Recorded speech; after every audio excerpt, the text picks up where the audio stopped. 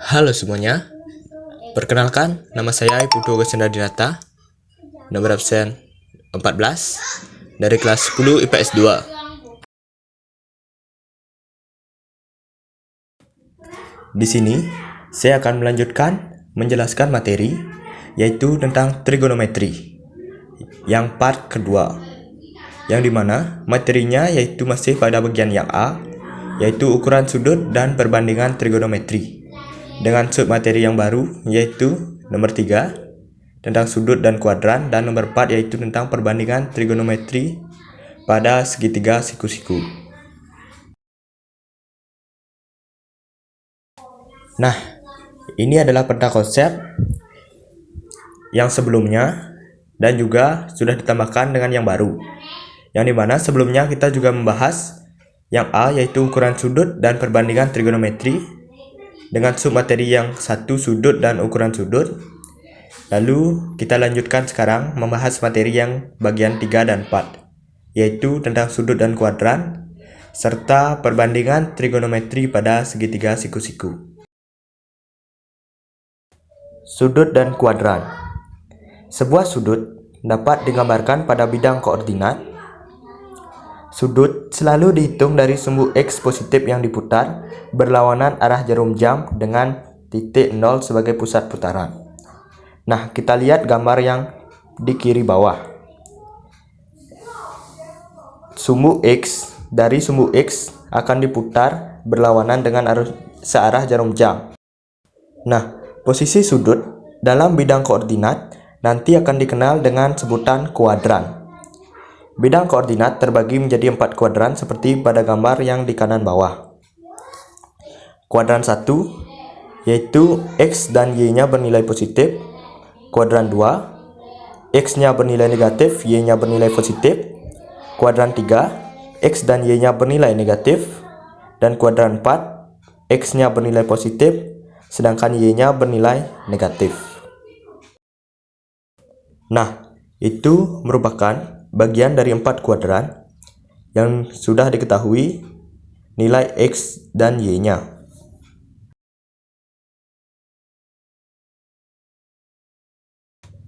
Kita lanjut.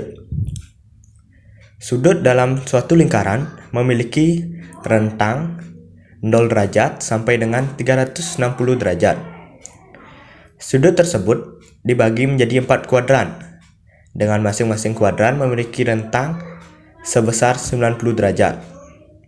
Besar sudut pada setiap kuadran yaitu bisa kalian lihat pada gambar yang di bawah. Sudut pada kuadran 1 yaitu sebesar 0 derajat sampai dengan 90 derajat. Pada kuadran kedua yaitu sebesar 90 derajat sampai dengan 180 derajat. Kemudian pada kuadran 3 yaitu sebesar 180 derajat sampai dengan 270 derajat.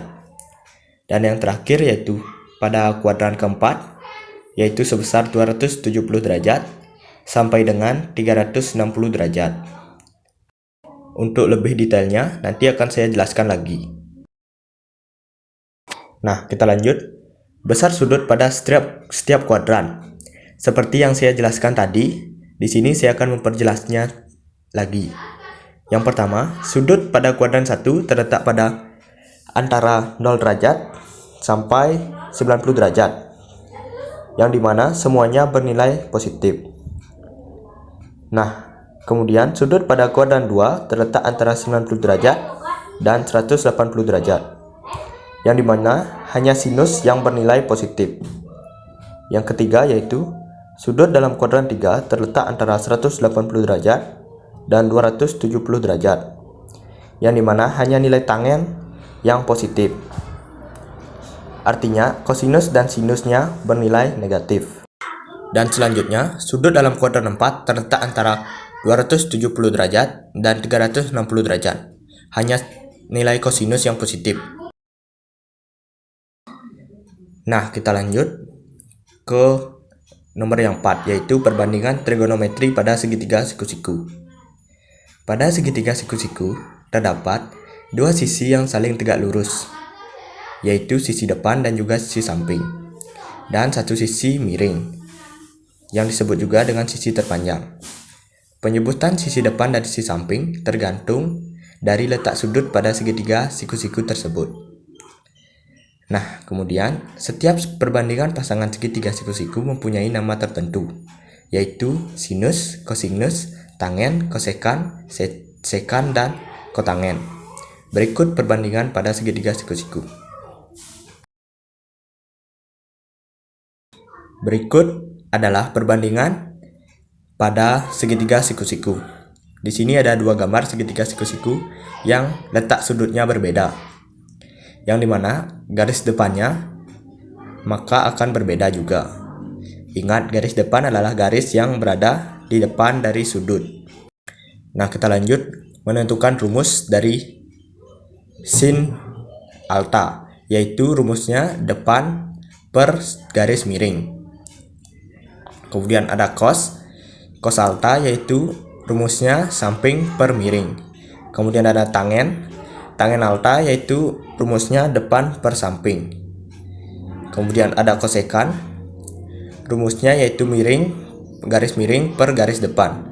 Kemudian ada sekan, yaitu rumusnya garis miring per garis samping. Dan yang terakhir adalah kotangen, yaitu rumusnya garis samping per garis depan. Itu adalah rumus yang bisa kalian kerjakan untuk mengerjakan soal jika ditanya berapa sin dari sudut alta dari segitiga berikut.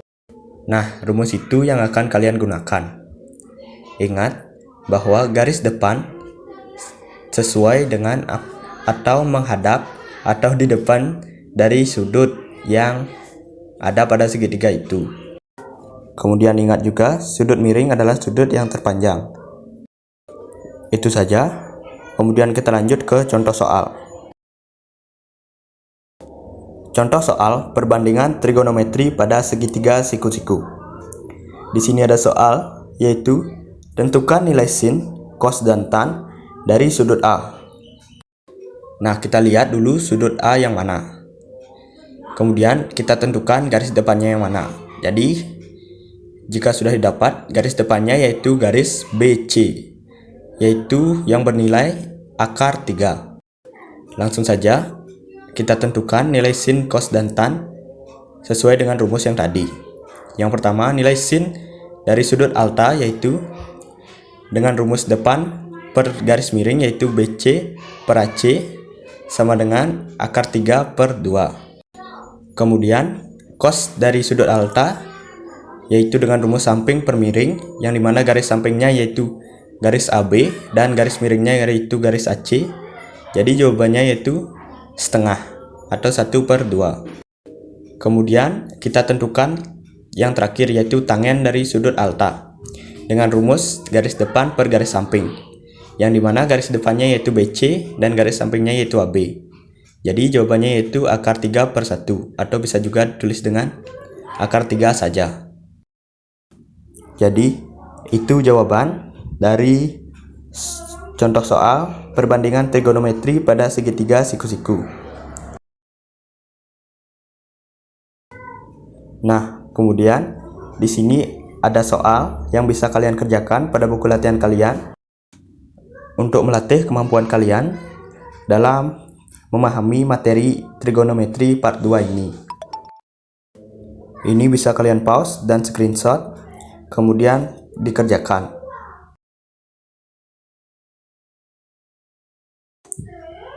Oke teman-teman, itu saja penjelasan materi dari saya. Semoga bermanfaat dan berguna untuk kalian. Bila ada yang kurang jelas, bisa ditanyakan pada kolom komentar di bawah. Terima kasih kepada yang sudah menonton, dan sampai jumpa di materi yang berikutnya. Semangat!